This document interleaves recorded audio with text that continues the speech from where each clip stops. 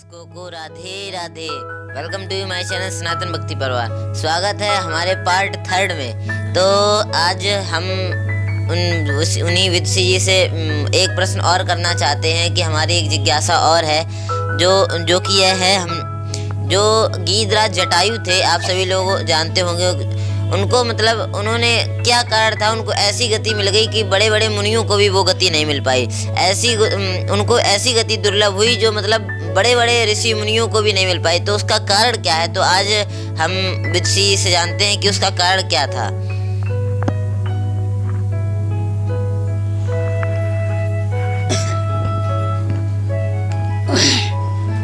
आपका प्रश्न है बहुत बढ़िया है कि गीत जटायु जी ने ऐसा किया कि गीत खगे आमेश भोगी गति देने जो जाचती होगी। ने पूछा कि गीत जटायु ने ऐसा कौन सा कर्म किया जिसकी बदौलत भगवान ने मुनियों से भी दुर्लभ गति दी। उसके बारे में मैं आपको बता रही हूँ। जिस वक्त भगवती माँ सीता का हरण करके लंका का राजा रावण आकाश मार्ग से लिए जा रहा था, माँ भगवती विलाप करती जा रही थी, वस्त्र गहने फेंकती जा रही थी, रोती जा रही थी कि हा जग एक वीर रघुराया कही अपराध विसारे हुदाया। ऐसे करोड़ क्रंदन को सुनकर के कोई भी मानव उस वक्त सहायता के लिए नहीं आया। जबकि सुग्रीव ने भी वस्त्रों को देखा, उन्होंने गहने और वस्त्रों को फेंका। सुग्रीव ने स्वयं इस बात को बताया कि मंत्रण सहित यहाँ एक बारा बैठ रहूं मैं करत विचारा गगन पंथ देखी मग जाता बिलपत परी बहुत बिल पाता। मैंने देखा वस्त्र और गहने प्रभु राम को दिखाए। इसका मतलब सुग्रीव ने देखा कि एक महिला बिलखती जा रही है, लेकिन उसने साहस नहीं जुटाया। बाबा गोस्वामी जी ने लिखा है कि सीता कर बिलाप सुन भारी भय चराचर जीव दुखारी। चराचर में क्या जनकपुर नहीं आता था? क्या अयोध्या नहीं आती थी? जब चराचर के सभी जीव दुखी हुए तो क्या इन लोगों को कष्ट नहीं हुआ? कोई सहायता के लिए नहीं पहुंचा। मैंने पढ़ा है मानस जी में कि जब रावण का वध हो चुका था तो आशीर्वाद देने के लिए उस वक्त महाराज दशरथ जी भी पृथ्वी लोक पर आए हुए थे, राम को आशीर्वाद दिया था। राम जी ने कहा था तात सकल तो पूर्ण प्रभाऊ जीतो अजय निशाचर राहु। हे पिताजी, मैंने आपके पुण्य के प्रभाव से ही दशानन जैसे शत्रु को जीत पाया है। तो क्या दशरथ जी पहले नहीं आ सकते थे? जब सीता का हरण हुआ तब भी आ सकते थे।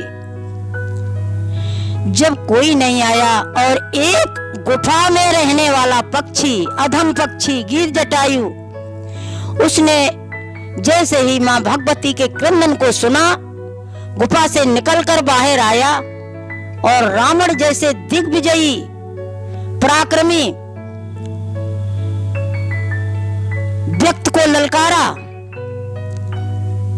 जटायु ने कहा कि रे रे दुष्ट ठाड़के ने होई नेरे भय चल से न जानत मोही। ए दुष्ट, ऐसे निर्भय होकर कैसे लिए जा रहा है? जैसे जटायु ने ललकारा, रावण ने जाना कि कै मैनाक की खगपत होई मंबल जान सहित पथ सोई। मेरा बल जानता है, या तो मैनाक पर्वत हो सकता है या खगपत भगवान का वाहन हो सकता है, लेकिन देखा कि जटायु है तो जटायु के पंख काट लिए।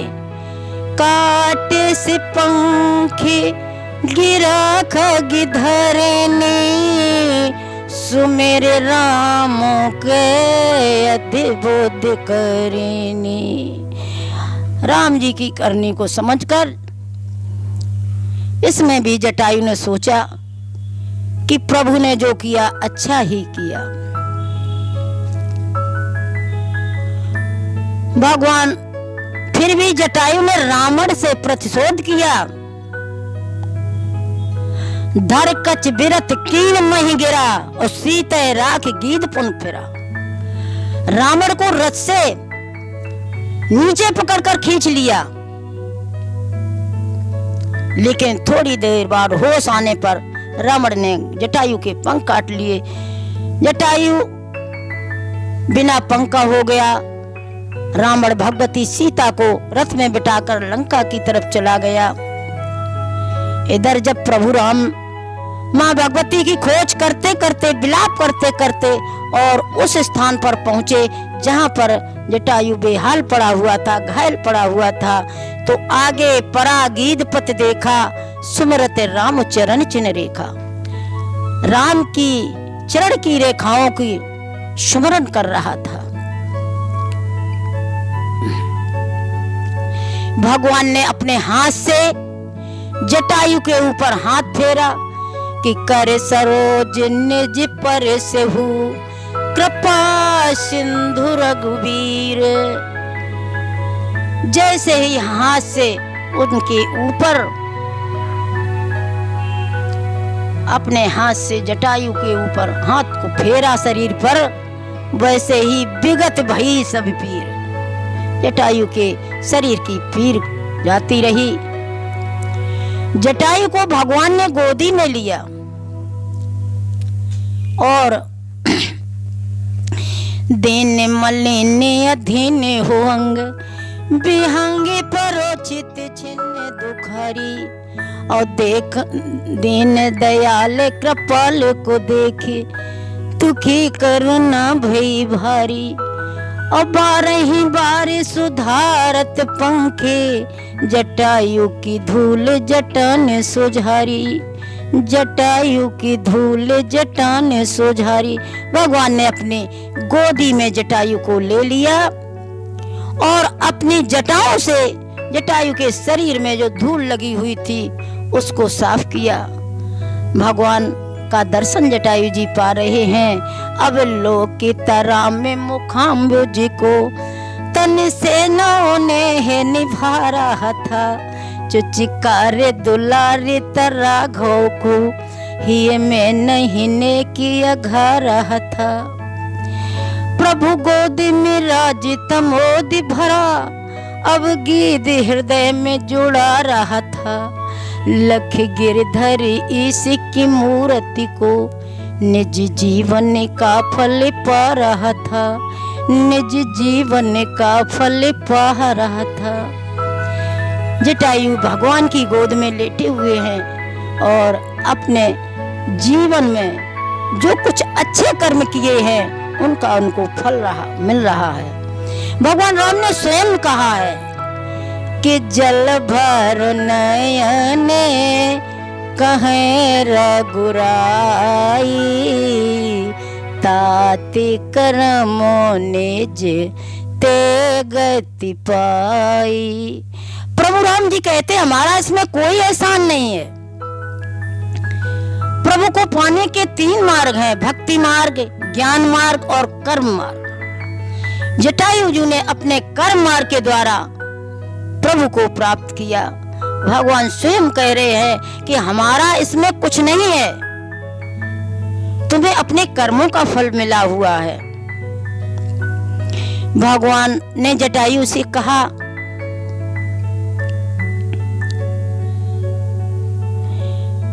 कि सीता जी का कुछ पता बताओ। जटायु ने कहा प्रभु लय दक्षिण दिश गये गोसाई, बिलपते अति कुररी की नाई। सीता जी का पता बताया और ये भी कहा कि प्रभु नाथ दसानने यह गति कीनी। गति का मतलब कि अगर दशानन हमारे पंख न काटता तो मैं भजन आपकी स्मरण के लिए इतना आतुर न होता, आपका स्मरण न करता और न आपकी आज गोद मिली हुई होती।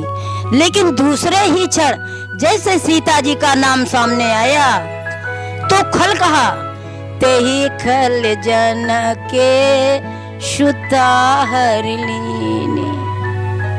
उस दुष्ट ने जनक कुमारी का अपहरण कर लिया और लंका की तरफ ले गया है। इतना कह के जटायु के आंखों में आंसू आ गए। कहने लगे, हे राघव, अब मैं आपके लोक को जाना चाहता हूँ। भगवान कहने लगे, नहीं चाचा, आप लीजिए सुवन सुख, मोय पित को सुख दीजिए, तात कछुक दिन और जी लीजिए।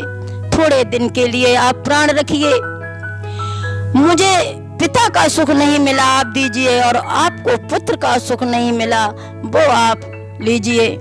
जटायु कहने लगे, हे राम, हे राघव, तुम तो बड़े नादान हो, क्योंकि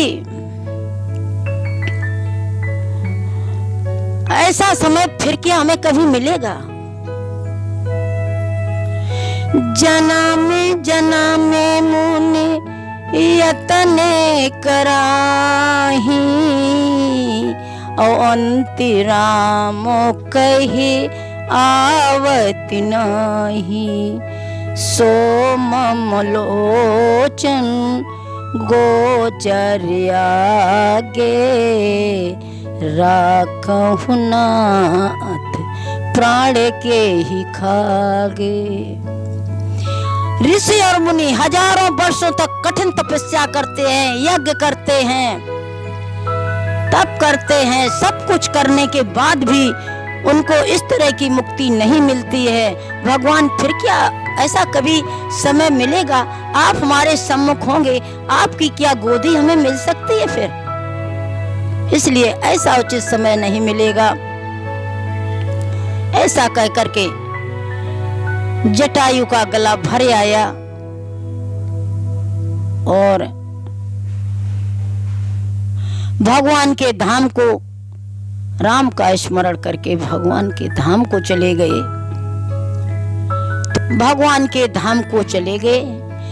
गीत देह तजी धरि हरि रूपा, भूषण बहुपट प्रीत अनूपा। श्याम गाते विशाल भुज चारी, स्तुति करत नयन भर बारी। भगवान की स्तुति करता हुआ गीत भगवान के धाम को चला गया और गीत को चारों प्रकार की मुक्तियां मिली। सामीप, सायुज्य भगवान से जुड़ गया, राघव गीत गोद में लीनो। सारूप, सारूप और सालोक, राव गीत गयो हर धाम। महाराज दशरथ से भी अच्छी मुक्ति मिली गीत को, क्योंकि वो तो गए थे सुरधाम को और गीत गयो हर धाम। ते की क्रिया भगवान ने अपने हाथों से की। कहते हैं कि पितु की अंत क्रिया करवे को बड़ो पूत अधिकारी, सो पितु क्रिया भरत को सौंपी, प्रमुख क्रिया समारी। गीत के समान कौन भाग्यशाली हो सकता है? लेकिन किसी तप के द्वारा नहीं, किसी यज्ञ के द्वारा नहीं, अपने कर्म योग से, उन्होंने कर्म योग के द्वारा भगवान का धाम ग्रहण किया, भगवान की गोदी मिली, मुक्ति मिली। जबकि उन्होंने ऐसा किया जैसा बड़े बड़े योद्धा नहीं कर सकते थे, रावण से सामना मुकाबला नहीं कर सकते थे।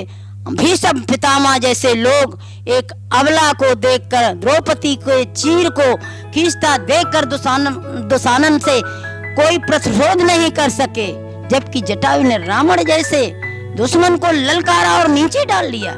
इसलिए भगवान ने भीष्म पितामह को 6 महीने तक सैया पर पड़े रहे और गिद्ध को ऐसी गति देने, ऐसी सदगति देने जो आज तक बड़े बड़े ऋषि मुनियों को नहीं मिली है। केवल कर्म योग के अनुसार कर्म किया उन्होंने भगवान के प्रति। कर्म से बढ़कर कुछ भी नहीं है। हमें भी अपना कर्तव्य करना चाहिए, भगवान से स्नेह करना चाहिए, और अगर भक्ति हो सके तो बहुत अच्छी है, लेकिन भगवान से प्रेम लगाना चाहिए। जिस तरह से भी लगाओ, मन क्रम वचन छाड़ चतुराई और भजत कृपा करी है रघुराई।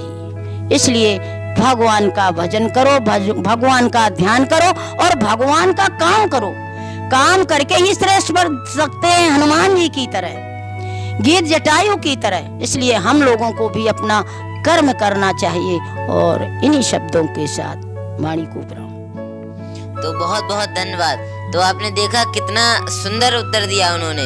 तो पहले तो आप ये देखिए उनकी उम्र कितनी हो गई और इतना मर्मज्ञ, मतलब इतना मर्मज्ञ जो मानस का उनको ज्ञान है, वो इतनी मतलब आपकी 63 वर्ष की उम्र है, इतनी वर्ष की उम्र में इतना मर्मज्ञ ज्ञान देखिए। तो हमें आप सभी लोगों को प्रेरणा लेनी चाहिए इनसे।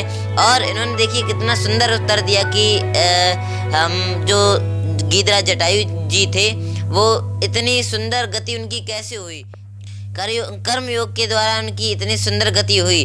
और आपने गौर किया होगा कि परम पूज्य स्वामी श्री राम किशोर जी महाराज हैं, वो भी ये बात कहते हैं कि कर्म कीजिए, कर्म अच्छे करोगे तो गति अच्छी होगी। तो हमें लगता है ये वीडियो अगर आपको अच्छी लगी हो तो इस वीडियो को लाइक, कमेंट, शेयर करना ना भूलें और हमारे सनातन भक्ति परिवार चैनल को सब्सक्राइब करें। राधे राधे।